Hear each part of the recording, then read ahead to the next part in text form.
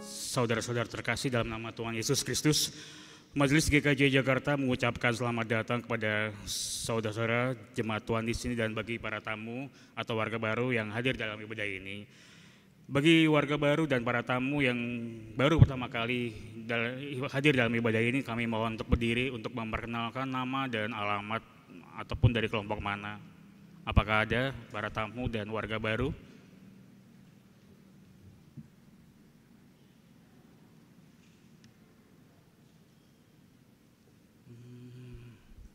Baik, jika tidak ada. Selanjutnya kami akan menyampaikan pokok-pokok warta gereja Minggu hari 6 Oktober 2024 sebagai berikut.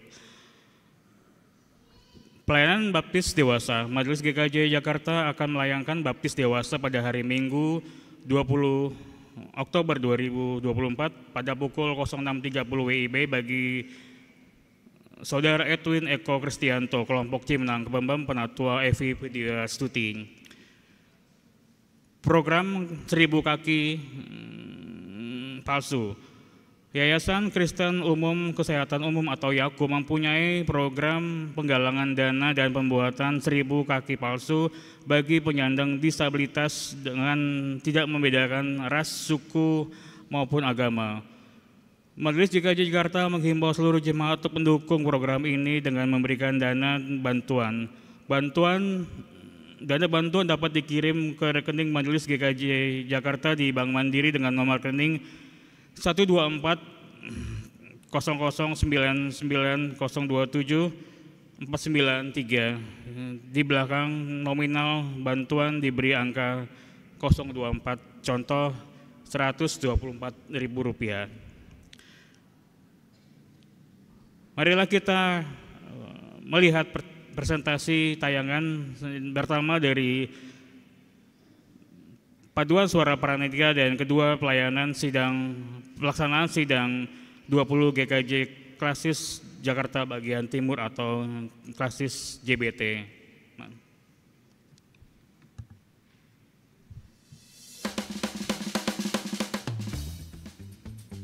Ada apa sih di tanggal 12 Oktober? Penasaran? Yuk simak bareng-bareng.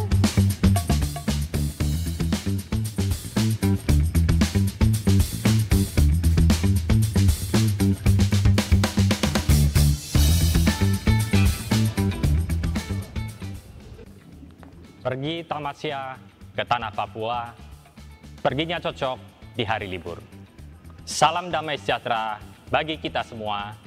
Gereja-gereja Kristen Jawa di Klasis Jakarta bagian Timur. Sahabat terkasih, perkenalkan saya Penatua Arnold Hotman Sitanggang, Ketua Majelis GKJ Bambu Kuning. Sebelumnya saya mengucapkan terima kasih kepada Majelis Gereja-gereja Kristen Jawa di Klasis Jakarta bagian Timur yang telah memperkenankan penayangan video ini. Melalui tayangan singkat ini, Majelis dan seluruh jemaat GKJ Bambu Kuning yang dipercaya sebagai gereja penghimpun penyelenggaraan sidang ke-20 GKJ Klasis Jakarta bagian Timur memohon dukungan baik dalam kehadiran para utusan maupun dalam doa. Besar harapan kami persidangan di tahun ini dapat berlangsung dengan baik dan lancar.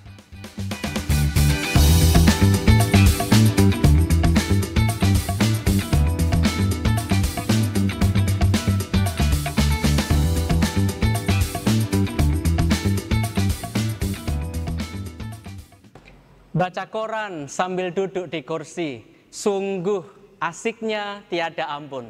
Doakan kami, gereja kecil di pinggir Kali Bekasi, agar dimampukan sebagai gereja penghimpun.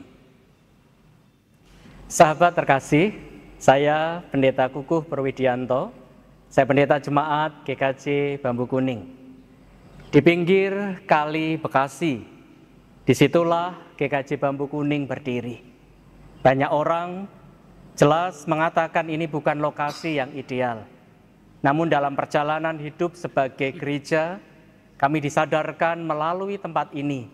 Kami dipanggil menjadi sahabat bagi seluruh ciptaan. Dunia adalah rumah bersama, tidak hanya manusia, melainkan seluruh ciptaan. yang setepatnya harus dirawat, dijaga bersama-sama. Sebab itulah, di sidang ke-20 GKJ Klasis Jakarta bagian Timur, kami mengusung tema Sungai Air Kehidupan mengalirkan rahmat bagi seluruh ciptaan. Saudaraku, melalui tema Sungai Air Kehidupan mengalirkan rahmat bagi seluruh ciptaan, sidang ke-20 GKJ Klasis Jakarta bagian Timur diharapkan diselenggarakan dalam suasana kesegaran dan kejernihan berpikir, berperasaan, bertindak, dan bertutur kata. Dalam pelaksanaannya, gereja penghimpun dan peserta persidangan diundang untuk bersama-sama berkomitmen menghidupi spirit ekologis dengan tidak mengkonsumsi air mineral botol dalam kemasan, paperless, membuang sampah pada tempatnya, minimalisasi jumlah kendaraan ke area persidangan dengan saling memberi tumpangan, dan menghadirkan suasana alam di area persidangan.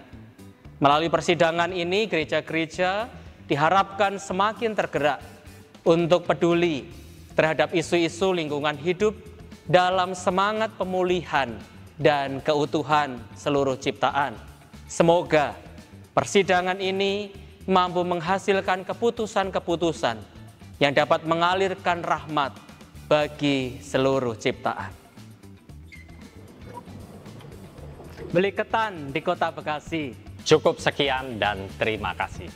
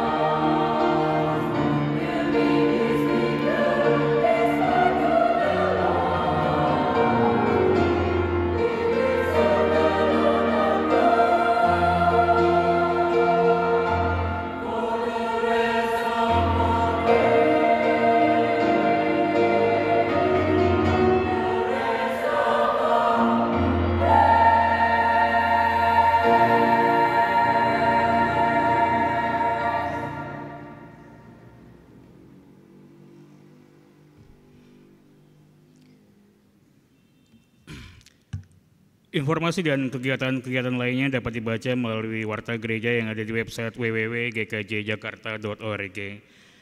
Marilah kita mengarahkan hati kita kepada Tuhan untuk beribadah yang akan dipimpin oleh Pendeta Yunike Trikayasudi SSI.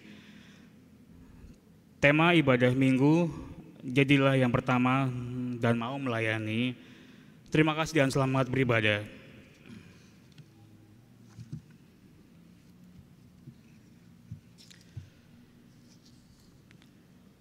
Saudara kekasih Kristus, marilah kita bersorak-sorai untuk Tuhan, bersorak-sorak bagi gunung batu keselamatan kita.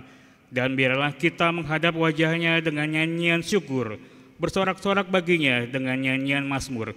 Sebab Tuhan adalah Allah yang besar dan Raja yang besar mengatasi segala Allah.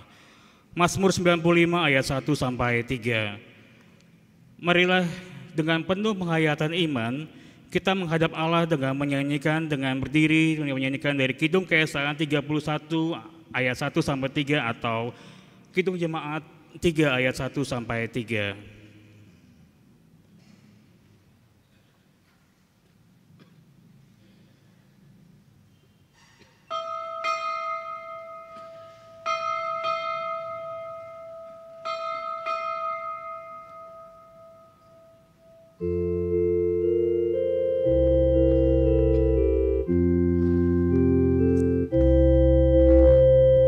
Kami puji dengan riang di kala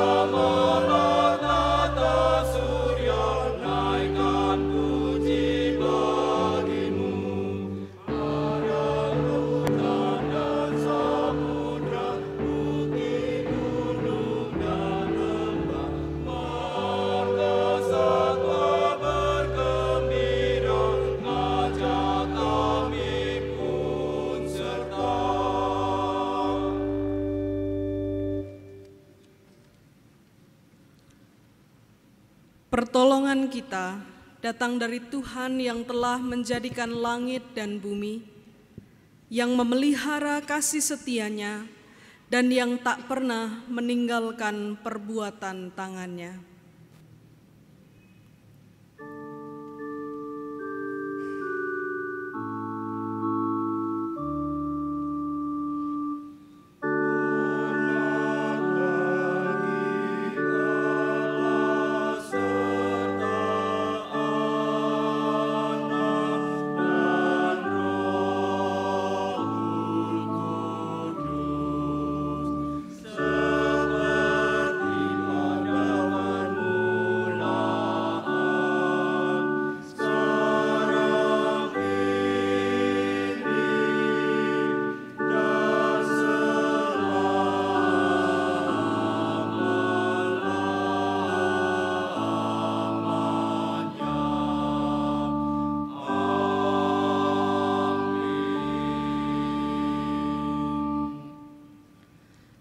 Kasih karunia dan damai sejahtera dari Allah Bapa kita dan dari Tuhan Yesus Kristus menyertai saudara-saudara.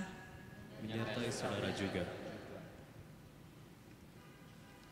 Sebab itu, marilah kita dengan penuh keberanian menghampiri tahta anugerah, supaya kita menerima rahmat dan menemukan anugerah untuk mendapatkan pertolongan pada waktunya. Silahkan duduk.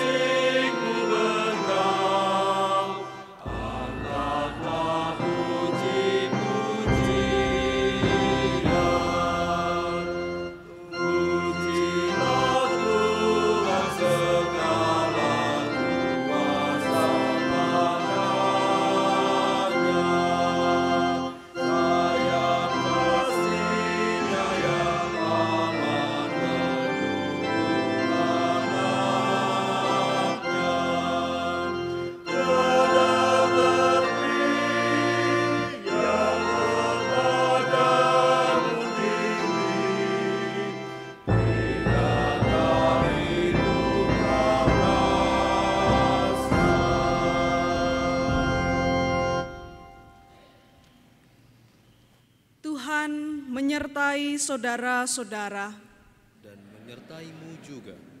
Marilah kita berdoa. Bapa yang Maha Kasih, terangilah hati dan pikiran kami dengan kuasa Roh Kudus, agar kami dimampukan untuk mendengar dan memahami serta melakukan firman-Mu. Berfirmanlah ya Tuhan, karena kami telah sedia untuk mendengarkannya. Dalam nama Tuhan Yesus Kristus kami berdoa. Amin.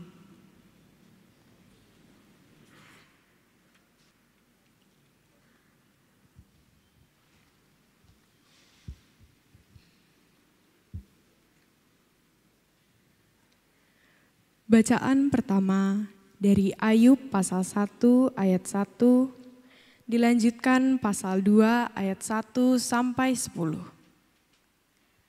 Ayub pasal 1 ayat 1, dilanjutkan pasal 2 ayat 1 sampai 10. Ada seorang laki-laki di tanah Uz bernama Ayub. Orang itu saleh dan jujur, takut akan Allah dan menjauhi kejahatan. Pasal 2. Pada suatu hari, datanglah anak-anak Allah menghadap Tuhan, Dan di antara mereka datang juga iblis untuk menghadap Tuhan. Tuhan bertanya kepada iblis, "Dari mana engkau?" Jawab iblis kepada Tuhan, "Dari perjalanan berkeliling, menjelajahi bumi." Firman Tuhan kepada iblis, "Apakah engkau memperhatikan hambaku Ayub? Sesungguhnya tak ada seorang pun di bumi seperti dia yang demikian saleh dan jujur, yang takut akan Allah dan menjauhi kejahatan. Ia tetap tekun dalam kesalehannya, meskipun engkau menghasut aku melawan dia untuk mencelakakannya tanpa alasan." Jawab iblis kepada Tuhan, "Kulit ganti kulit. Orang akan memberikan segala yang dimilikinya ganti nyawanya. Tetapi layangkanlah tanganmu dan sentuhlah tulang dan dagingnya. Ia pasti mengutuki engkau di hadapanmu." Firman Tuhan kepada iblis, "Baiklah, ia dalam kuasamu. Hanya sayangi nyawanya." Kemudian iblis pergi dari hadapan Tuhan dan menimpakan atas Ayub bisul yang busuk dari telapak kakinya sampai ke puncak kepalanya. Lalu Ayub mengambil sekeping beling untuk menggaruk-garuk badannya sambil duduk di tengah-tengah abu. Istrinya berkata kepadanya, "Masihkah engkau bertekun dalam kesalehanmu? Kutukilah Allah dan matilah." Tetapi jawab Ayub kepadanya, "Engkau berbicara seperti perempuan bebal. Apakah kita mau menerima yang baik dari Allah, tetapi tidak mau menerima yang buruk?" Dalam kesemuanya itu, Ayub tidak berbuat dosa dengan bibirnya. Demikianlah sabda Tuhan. Syukur kepada Allah.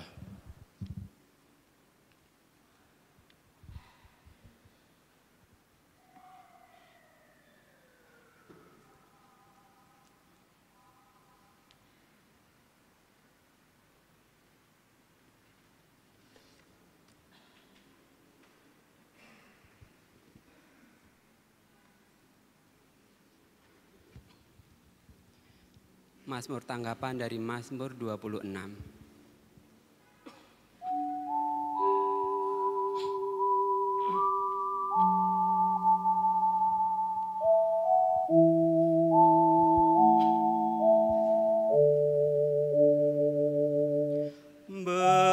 Berilah keadilan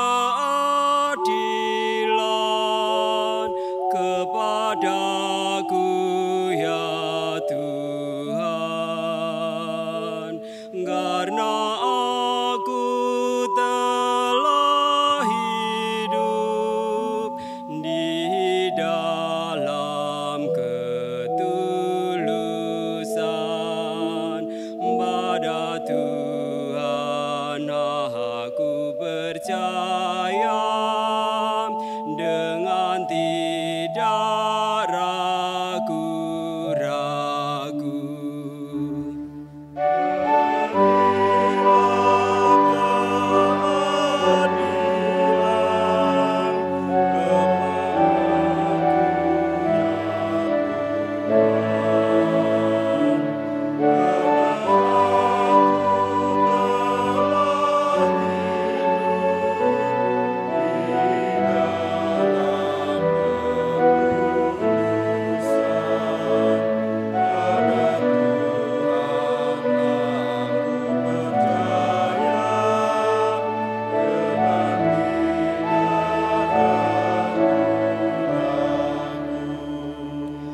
Ujilah aku ya Tuhan, dan cobalah aku. Selidikilah batinku dan hatiku.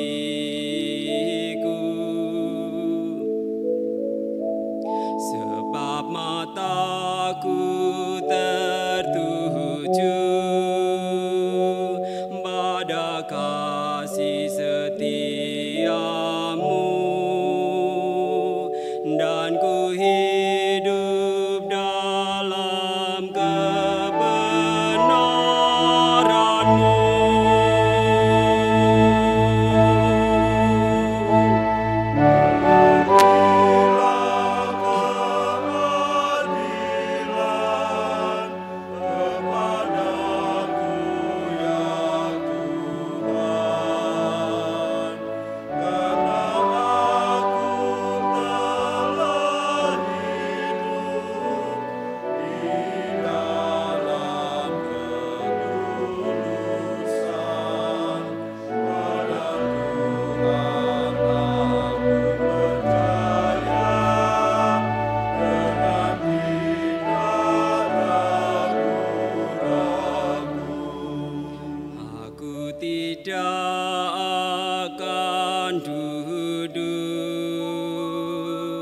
Dengan para penipu,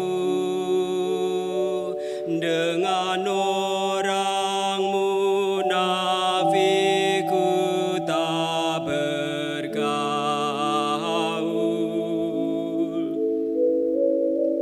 Aku benci pada perkumpulan orang yang berbuat jahat,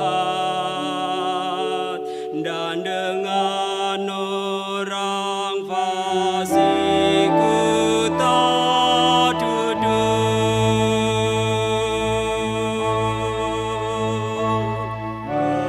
Berilah keadilan kepadaku ya Tuhan, karena aku telah hidup di dalam ketulusan. Pada Tuhan aku percaya, dengan tidak ragu-ragu. Aku membasuh tanganku, tanda tidak bersalah, dan berjalan kelilingi mezbah-Mu Tuhan, sambil menyanyi dengan riang, ku naikkan lagu syukur, dan kisahkan karya Tuhan yang ajaib.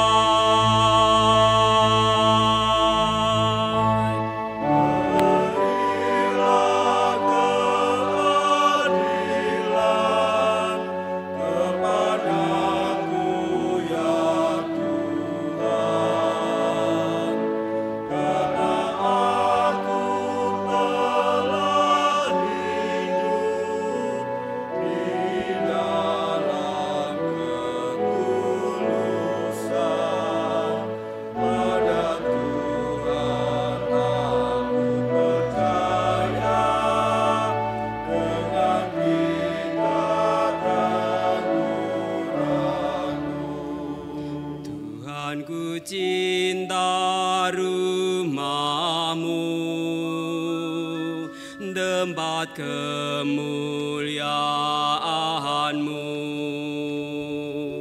Jangan cabut nyawaku bersama-sama yang berdosa, atau hidupku bersama penumpah darah yang pada tangannya melekat perbuatan yang mesum, dan tangan menerima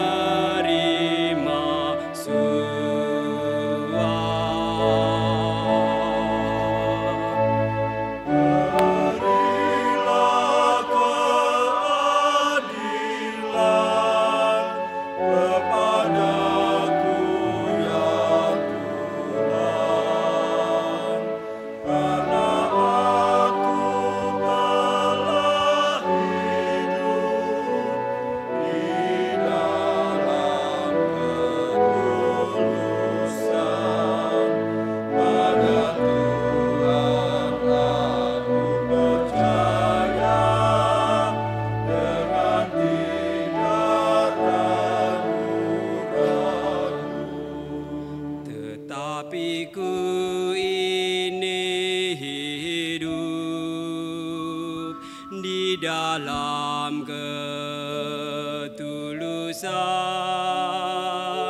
bebaskanlah aku dan kasihani aku.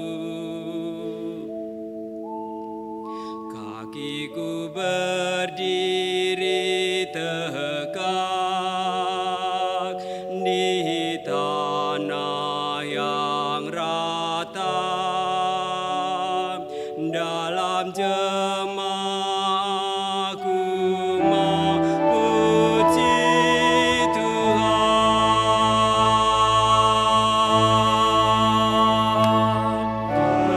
Berilah keadilan kepadaku ya Tuhan, karena aku telah hidup di dalam ketulusan. Pada Tuhan aku percaya dengan tidak ragu-ragu.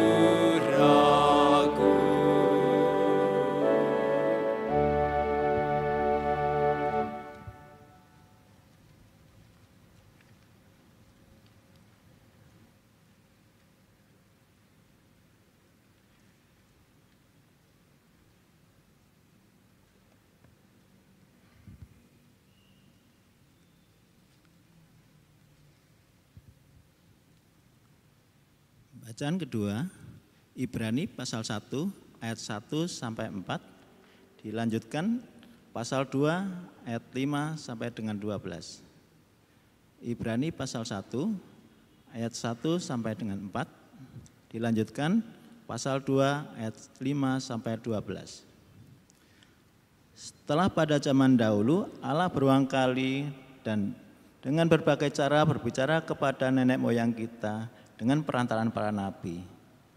Pada zaman akhir ini ia berbicara kepada kita dengan perantaraan anaknya yang telah ia tetapkan sebagai ahli waris segala sesuatu. Melalui dia Allah telah menjadikan alam semesta. Dialah cahaya kemuliaan Allah dan gambar keberadaan Allah yang sesungguhnya, dan menopang segala yang ada dengan firman-Nya yang penuh kekuasaan. Setelah selesai mengadakan penyucian dosa, ia duduk di sebelah kanan yang maha besar, di tempat yang tinggi, jauh lebih tinggi daripada malaikat-malaikat. Sama seperti nama yang dikaruniakan kepadanya, jauh lebih istimewa daripada nama mereka. Dilanjutkan pasal 2 ayat 5. Sebab bukan karena malaikat-malaikat telah ia taklukkan dunia yang akan datang, yang kita bicarakan ini. Sebaliknya, ada orang yang pernah bersaksi di dalam suatu nas, katanya, apakah manusia sehingga engkau mengingatnya, atau anak manusia sehingga engkau mengindahkannya? Engkau telah membuatnya untuk waktu yang singkat lebih rendah daripada malaikat-malaikat, dan telah memahkotainya dengan kemuliaan dan hormat. Segala sesuatu telah engkau taklukkan di bawah kakinya. Sebab dalam menaklukkan segala sesuatu kepadanya, tidak ada sesuatu pun yang ia kecualikan yang tidak takut kepadanya. Tetapi sekarang ini kita belum melihat segala sesuatu ditaklukkan kepadanya. Tetapi yang kita lihat ialah bahwa Yesus untuk waktu yang singkat dibuat lebih rendah daripada malaikat-malaikat, dan karena penderitaan maut dimahkotai dengan kemuliaan dan hormat, supaya oleh anugerah Allah ia mengalami maut bagi semua manusia.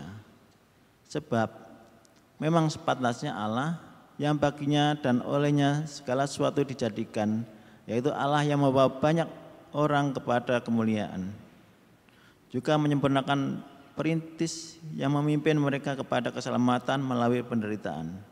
Sebab ia yang menguduskan dan mereka yang dikuduskan semuanya berasal dari satu. Itulah sebabnya ia tidak malu menyebut mereka saudara. Katanya, aku akan memberitakan namamu kepada saudara-saudaraku dan memuji-muji engkau di tengah-tengah jemaat. Demikianlah sabda Tuhan. Syukur kepada Allah.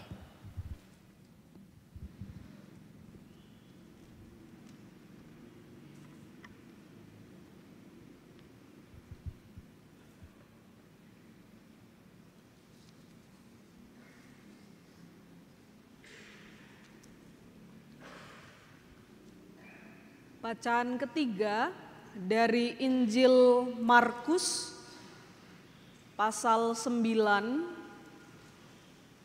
ayat 30 sampai 37. Injil Markus pasal 9 ayat 30 sampai 37. Yesus dan murid-muridnya berangkat dari situ dan melintasi Galilea, dan Yesus tidak mau hal itu diketahui orang, sebab ia sedang mengajar murid-muridnya. Ia berkata kepada mereka, Anak manusia akan diserahkan ke dalam tangan manusia. Mereka akan membunuh dia, dan 3 hari sesudah ia dibunuh, ia akan bangkit. Mereka tidak mengerti perkataan itu, namun takut menanyakannya kepadanya. Yesus dan murid-muridnya tiba di Kapernaum. Setibanya di rumah, ia bertanya kepada mereka, "Apa yang kamu perdebatkan tadi di tengah jalan?" Namun mereka diam. Sebab di tengah jalan tadi mereka memperdebatkan siapa yang terbesar di antara mereka. Lalu Yesus duduk dan memanggil ke-12 murid itu. Katanya kepada mereka, "Jika seseorang ingin menjadi yang pertama, hendaklah ia menjadi yang terakhir dari semuanya dan pelayan dari semuanya." Lalu Yesus mengambil seorang anak kecil dan menempatkannya di tengah-tengah mereka. Kemudian ia memeluk anak itu dan berkata kepada mereka, "Siapa saja yang menyambut seorang anak seperti ini dalam namaku, ia menyambut aku. Siapa yang menyambut aku, bukan aku yang disambutnya, tetapi dia yang mengutus aku." Demikianlah Injil Yesus Kristus. Yang berbahagia ialah mereka yang mendengarkan firman Allah dan yang memeliharanya. Haleluya.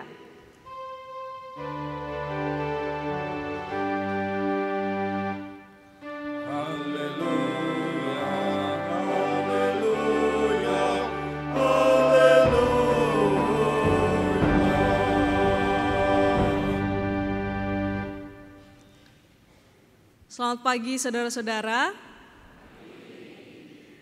Hari ini kita sedang gereja-gereja, tidak hanya GKJ Jakarta, tetapi gereja-gereja sedang merayakan Hari Pekabaran Injil di Indonesia dan juga Hari Perjamuan Kudus sedunia. Maka dari itu khusus di bulan Oktober, itu kita perjamuannya di minggu pertama, karena itu menjadi peringatan Hari Perjamuan Kudus Sedunia. Dan juga karena ini adalah momentum Hari Pekabaran Injil di Indonesia, hari ini kita tidak menggunakan tata ibadah dari GKJ Jakarta, tetapi kita menggunakan tata ibadah yang disiapkan oleh GEP Sultra. Ada yang pernah dengar nama gereja ini? GEP Sultra, Gereja Protestan di Sulawesi Tenggara. Nah, jadi kalau ada yang dari awal merasa kok tata ibadahnya agak beda begitu ya, ada nyanyi gitu ya. Ini kita hari ini menggunakan tata ibadah dari saudara-saudara kita Gereja Protestan di Sulawesi Tenggara atau GEP Sultra. Sedikit tentang GEP Sultra. GEP Sultra itu lahir pada tanggal 10 Februari 1957. Ini adalah buah misi dari seorang pendeta bernama Pendeta Hendrik van der Cliff. Dia adalah seorang misionaris Zending. Nah, Pendeta Hendrik van der Cliff ini punya misi di dalam pelayanannya, khususnya untuk Sulawesi Tenggara, adalah mendirikan sekolah-sekolah. Jadi GEP Sultra basic pelayanannya sejak awal ada mendirikan SD, sekolah dasar. Nah, diceritakan bahwa sampai saat ini sekolah itu masih tumbuh, khususnya di desa-desa. Dan saat ini sekolah-sekolah itu yang mulanya didirikan oleh gereja, sekarang sudah diambil alih oleh pemerintah. Diceritakan dalam tata ibadah ini, bahkan orang yang tumbuh sekolah di sekolah milik GEP Sultra saat ini sudah menjadi orang-orang penting di pemerintahan. Hasil dari dia lulus dari sekolah dasar di daerah Mowewe namanya. Nah, saudara-saudara, hari ini tema dari HPKD, Hari Perjamuan Kudus Sedunia, dan juga HPII, Hari Pekabaran Injil di Indonesia, yang disusun oleh saudara kita dari GEP Sultra adalah jadilah yang pertama dan mau melayani. Sejak kecil kita selalu didorong oleh orang tua kita untuk menjadi yang pertama. Kamu sekolah yang pintar, Nduk. Kamu sekolah yang pintar, Le. Ranking yang pertama. Kamu bekerja yang baik. Kamu di perguruan tinggi dulu ya. Oh, perguruan tinggi yang baik. Lulus cum laude atau lulus dengan predikat pujian. Pokoknya jadi yang pertama. Kalau kamu ikut organisasi, coba daftar jadi ketua OSIS. Nanti di pekerjaan kamu juga bekerja tuh yang tekun, giat, jadilah yang pertama. Jadi kita ini adalah bentukan-bentukan yang selalu didorong untuk menjadi yang pertama. Tidak ada yang salah, bukan? Untuk menjadi yang pertama. Tetapi apakah kita pernah bertanya, apakah sebenarnya arti menjadi pertama di mata Tuhan? Kita selalu menjadi pertama di sekolah, kita selalu menjadi pertama di depan guru, kita selalu menjadi pertama di depan dosen, kita selalu menjadi pertama di depan bos-bos kita, direktur kita. Tetapi pernahkah kita bertanya dalam hidup, apa arti menjadi pertama di mata Tuhan? Saudara-saudara, dalam dunia yang penuh persaingan, Yesus Kristus menawarkan perspektif yang berbeda. Bahwa yang pertama itu harus menjadi yang terakhir dan mau melayani. Kalau kamu mau jadi yang pertama, kamu harus jadi bagian yang paling akhir dan mau melayani. Dan hari ini melalui bacaan leksionari kita tadi, kita akan belajar bagaimana hidup sebagai orang pertama dengan menjadi seorang pelayan. Di bacaan yang pertama tadi kita membaca kisah Ayub.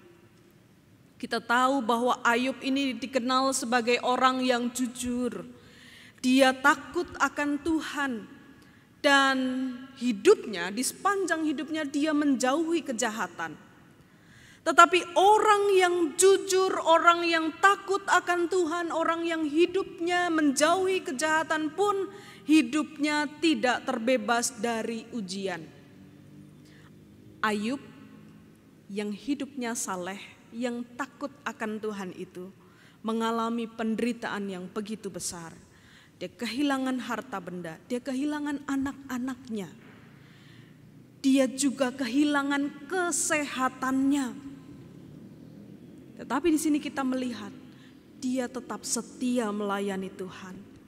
Dia tidak mengutuk Tuhan sekalipun dia kehilangan harta benda, kehilangan anak-anak, bahkan dirinya sendiri kehilangan kenyamanan, kehilangan kesehatan.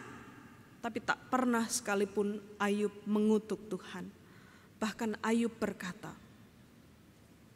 apakah kita mau menerima yang baik dari Allah, tetapi tidak mau menerima yang buruk? Ketika istrinya bertanya, ngapain sih kamu masih memuji Allah? Kamu tuh hidupnya udah hancur. Ayub bilang, apa kita mau terima yang baik-baik aja dari Tuhan? Tidak mau menerima yang buruk. Ayub mengajarkan kepada kita bahwa pelayanan sejati adalah tentang ketekunan dan kesetiaan. Bahkan ketika hidup kita tidak mudah, bahkan ketika pelayanan itu tidak mudah untuk dijalani.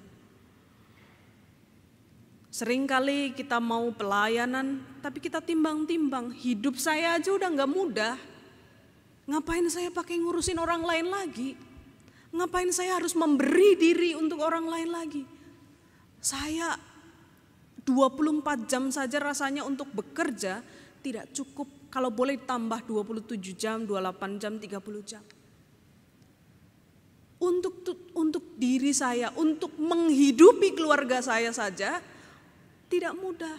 Kenapa saya harus berkontribusi untuk kehidupan orang lain? Saudara-saudara, dari Ayub kita belajar bahwa kesediaan untuk tetap setia di tengah penderitaan adalah bentuk pelayanan yang sangat mendalam. Kadang-kadang menjadi yang pertama dalam pelayanan berarti menjadi yang pertama untuk merasakan beban. Namun tetap dijalani dengan hati yang setia. Pemazmur dalam Mazmur 26 tadi mengingatkan kita semua bahwa menjadi yang pertama dalam pelayanan memerlukan hati yang tulus dan bersih. Pelayanan yang sejati juga memerlukan hati yang jujur di hadapan Tuhan. Percuma kita pelayanan tetapi di luar kita bersungut-sungut atas apa? Bersungut-sungut karena kita, wah ini partner pelayanan saya nih gak becus banget pelayanannya. Harusnya sudah selesai tapi kan jadi waktunya panjang dan lain sebagainya.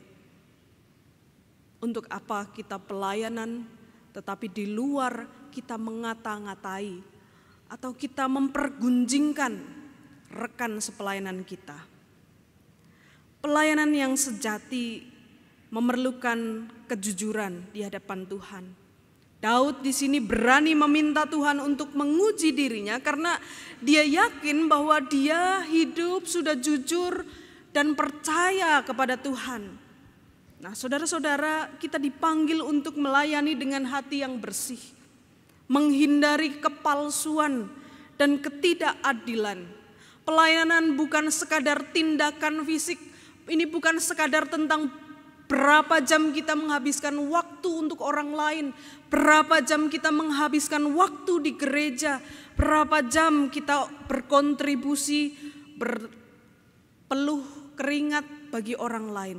Tetapi ini juga tentang sikap hati yang tulus, siap menjadi yang pertama dalam perbuatan baik, dan yang terakhir mendapatkan penghargaan.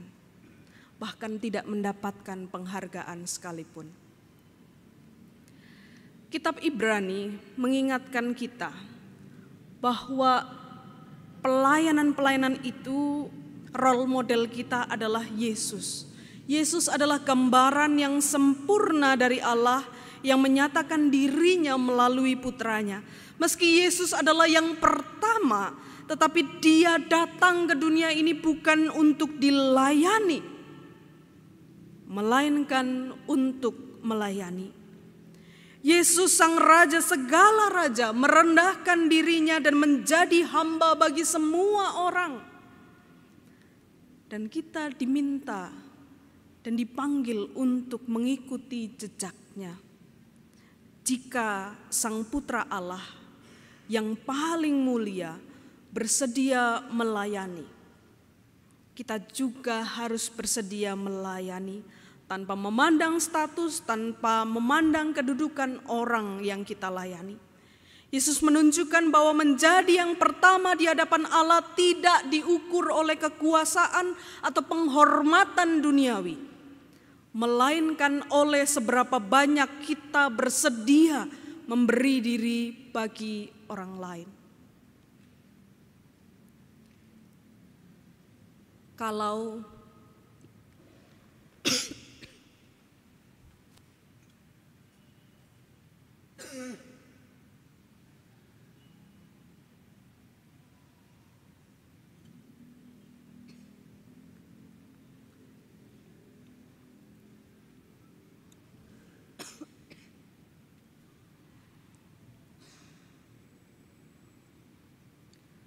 Yesus yang paling mulia mau melayani orang lain, malu rasanya kalau kita yang gak ada apa-apanya ini gak mau merendah, tidak mau melayani orang lain, atau pilih-pilih siapa yang kita layani. Kita gak ada mulia-mulianya dibandingkan dengan Yesus Kristus. Tetapi Yesus saja mau merendahkan dirinya untuk memberi dirinya bagi orang lain, untuk diinjak-injak oleh orang lain. Kita juga dipanggil untuk mengikuti jejak itu. Saudara-saudara, dalam bacaan Injil tadi ketika murid-murid bertengkar tentang siapa yang terbesar di antara mereka, Yesus menanggapi dengan mengatakan bahwa jika seseorang ingin menjadi yang pertama, ia harus menjadi yang terakhir dan pelayan dari semuanya. Lalu Yesus mengambil seorang anak kecil dan berkata, barang siapa menerima anak ini seperti menerima aku, dia juga menerima aku. Anak kecil dalam konteks budaya saat itu dianggap sebagai kelompok masyarakat yang paling rendah, tidak punya kuasa, tidak punya pengaruh apa-apa di masyarakat. Tetapi Yesus mengajarkan bahwa pelayanan kepada yang paling lemah, tidak berdaya, tidak punya pengaruh di masyarakat adalah pelayanan yang terpuji di mata Tuhan. Saudara-saudara, apa artinya menjadi yang pertama dan mau melayani dalam konteks hidup kita hari ini? Pertama, saudara, kita dipanggil untuk melihat pelayanan sebagai panggilan mulia, bukan sebagai beban. Jadi kalau ada orang datang kepada saudara, mengajak saudara, Bu, yuk terlibat pelayanan, bersama-sama yuk, kita kunjungan atau kita melakukan sesuatu untuk orang lain. Itu artinya adalah sinyal, itu panggilan mulia bagi kita. Itu bukan beban yang diberikan kepada kita, tetapi panggilan mulia. Dunia mungkin mengajarkan bahwa menjadi yang pertama berarti mendominasi, memerintah. Tetapi Tuhan mengajarkan kita bahwa menjadi yang pertama berarti melayani, mengasihi, mengorbankan diri bagi orang lain. Di tempat kerja, Mungkin kita bisa menjadi teladan dengan melayani rekan kerja kita, alih-alih berusaha menguasai atau mengalahkan mereka. Persaingan di tempat kerja memang keras, tetapi saudara tidak perlu menjadi sama seperti mereka yang menguasai, yang mengalahkan. Kalahkan dengan cara yang elegan, dengan cara tetap melayani mereka, dengan tetap mengasihi mereka. Itulah panggilan kita sebagai anak-anak Allah. Di keluarga, kita bisa menjadi orang yang pertama dalam menunjukkan kasih, kerendahan hati, dan pengampunan. Konflik di dalam keluarga akan selalu terjadi. Tetapi panggilan kita adalah terus dengan rendah hati memulai lebih dulu untuk mengampuni anggota keluarga kita. Di gereja dan dalam komunitas kita bisa menjadi yang pertama dalam mengulurkan tangan, memperhatikan yang terlupakan, dan melayani mereka yang paling membutuhkan. Saudara-saudara semua, Tuhan Yesus telah menunjukkan kepada kita jalan pelayanan yang sejati. Jalan yang menuntut kerendahan hati dan pengorbanan diri. Maka mari jadilah yang pertama dalam melayani. Mari kita berlomba-lomba untuk melayani. Di beberapa gereja, orang itu sampai berbondong-bondong, sampai ratusan orang itu rebutan, dalam tanda kutip rebutan untuk melayani.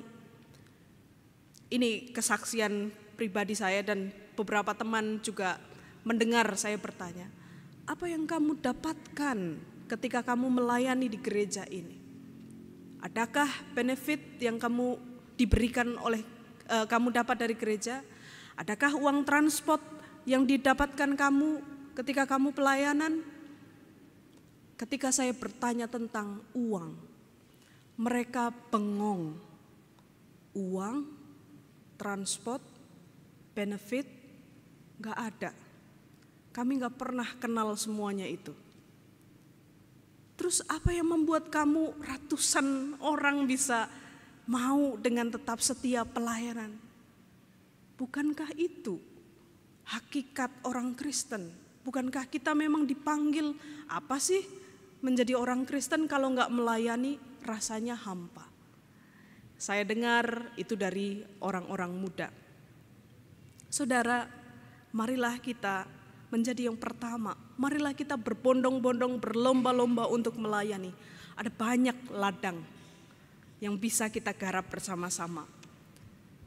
Dan dalam itu kita akan menemukan tempat terhormat di kerajaan Allah. Amin.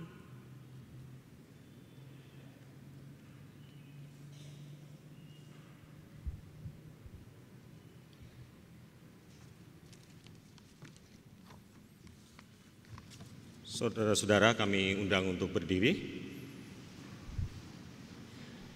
Marilah kita bersama-sama mengikrarkan pengakuan iman kita sesuai dengan pengakuan iman rasuli. Aku percaya pada Allah, Bapa yang Maha Kuasa, Khalik langit dan bumi, dan kepada Yesus Kristus, anaknya yang tunggal Tuhan kita, yang dikandung dari Roh Kudus, lahir dari anak darah Maria, yang menderita di bawah pemerintahan Pontius Pilatus, disalibkan, mati dan dikuburkan, turun dalam kerajaan maut. Pada hari yang ketiga bangkit pula dari antara orang mati, naik ke surga, duduk di sebelah kanan Allah Bapa yang Maha Kuasa, dan akan datang dari sana untuk menghakimi orang yang hidup dan mati. Aku percaya kepada Roh Kudus, gereja yang kudus dan am, persekutuan orang kudus, pengampunan dosa, kebangkitan daging, dan hidup yang kekal. Amin. Kami persilakan untuk duduk kembali.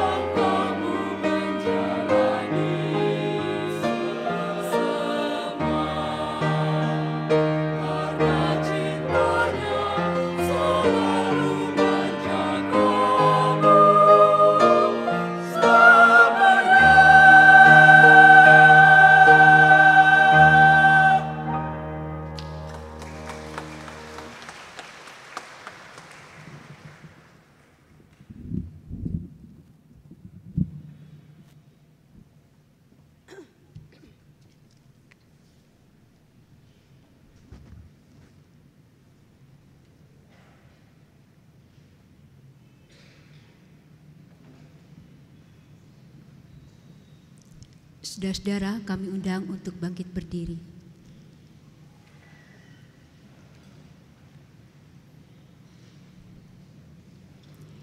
Sebelum kita memberikan persembahan syukur kita kepada Tuhan, mari kita berdoa. Ya Tuhan Yesus, kami bersyukur kepadamu karena kasih dan pengorbanan-Mu mendorong kami untuk memberi persembahan sukarela ini. Kami sadar bahwa persembahan kami ini tidak sebanding dengan korban tubuh dan darah-Mu yang Engkau persembahkan bagi kami dan dunia ini. Terima serta kuduskanlah ya Tuhan, agar berguna untuk pelayanan kasih dan keadilan demi kemuliaan nama-Mu. Amin. Dipersilahkan duduk kembali.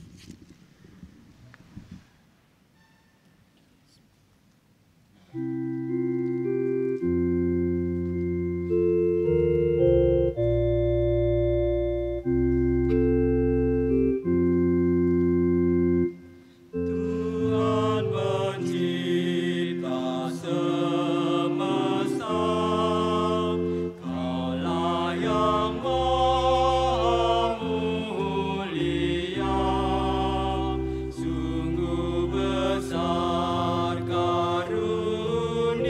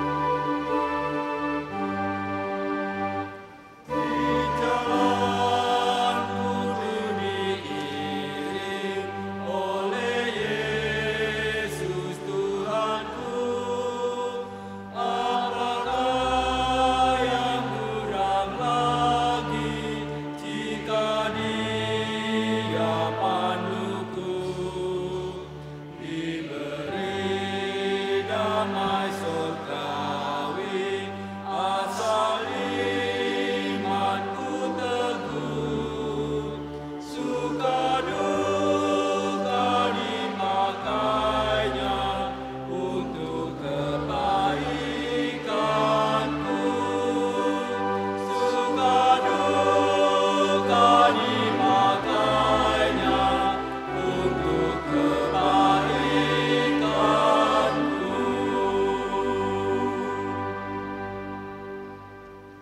Mari kita bersama-sama berlitani dari Mazmur pasal 103 ayat 1 sampai 4. Pujilah Tuhan, hai jiwaku. Pujilah namanya yang kudus, hai segenap batinku. Pujilah Tuhan, hai jiwaku. Dan janganlah lupakan segala kebaikannya, Dia yang mengampuni segala kesalahanmu, yang menyembuhkan segala penyakitmu, Dia yang menebus hidupmu dari lubang kubur, yang memahkotai engkau dengan kasih setia dan rahmat, Dia yang memuaskan hasratmu dengan kebaikan, sehingga masa mudamu menjadi baru seperti pada burung raja wali. Tuhan menyertai saudara-saudara. Dan menyertaimu juga. Marilah kita berdoa. Kami bersyukur kami boleh ambil bagian di dalam sakramen perjamuan ini. Dan biarlah sakramen perjamuan ini menjadi pengingat dan panggilan bagi kami semua juga untuk mengorbankan diri kami sebagai persembahan yang hidup, dan biarlah nama Tuhan dipermuliakan melalui pelayanan yang kami perbuat bagi orang lain. Tuhan, kami berdoa untuk gereja Tuhan di tempat ini, Gereja Kristen Jawa Jakarta, dengan segenap aktivitas pelayanan yang dikerjakan, yang terus mengupayakan menjadi berkat bagi banyak orang. Doronglah setiap komisi-komisi, doronglah setiap panitia-panitia untuk terus menggumuli kegiatan-kegiatan, program-program yang berorientasi tidak hanya untuk diri kami sendiri, tetapi juga program kegiatan yang dapat dirasakan dampaknya bagi orang-orang di sekeliling kami, bagi orang-orang yang tidak seiman dengan kami. Tuhan, kami juga menyerahkan kehidupan umat-Mu di tempat ini pribadi lepas pribadi, dengan segala sukacita dan pergumulan yang mereka hadapi di keseharian. Ajarlah kami untuk senantiasa percaya bahwa pengharapan dari Tuhan selalu ada. Dan ketika pergumulan itu kami hadapi, kami tidak pernah berjalan sendirian, melainkan ada Tuhan bersama-sama dengan kami, berjanji untuk melewati setiap badai kehidupan. Kami menyerahkan kehidupan berbangsa, bernegara kami. Ketika pemerintah yang baru, pimpinan negeri kami yang baru sedang menyusun susunan kabinet kementerian, biarlah Tuhan yang terus menolong dengan hikmat dan kebijaksanaan. Anugerahkanlah kepada para pemimpin di negeri kami ya Tuhan, roh ketulusan di dalam melayani.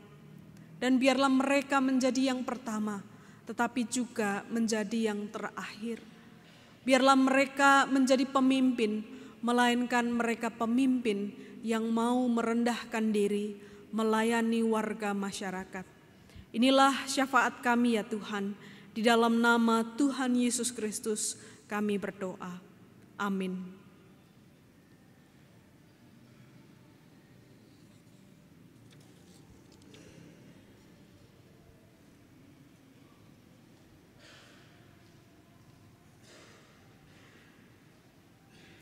Mari kita berdiri.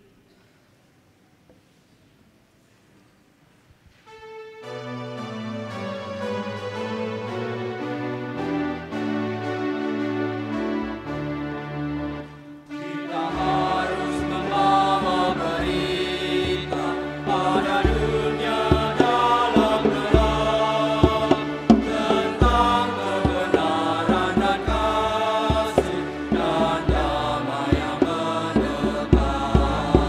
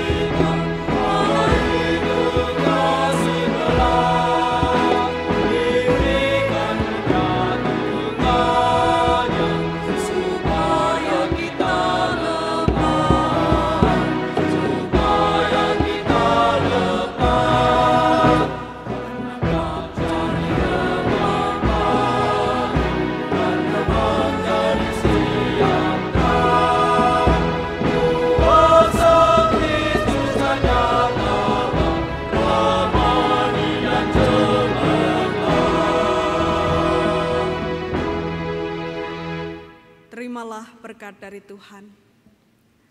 Tuhan memberkati engkau dan melindungi engkau.